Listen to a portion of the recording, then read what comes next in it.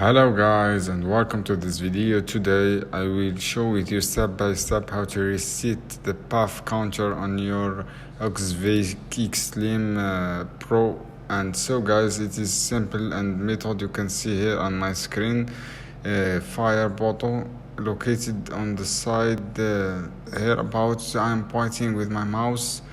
And so guys, you need to press on the fire button 7 times and quick successions, all within the space of about 2.5 seconds, and trying to pressing the button like 1, 2, 3, 5, 6, 7 times and quick, as you can see here guys, and clear the puff counter and try to make sure the device is powered on. Press the fire button 7 times quick succession.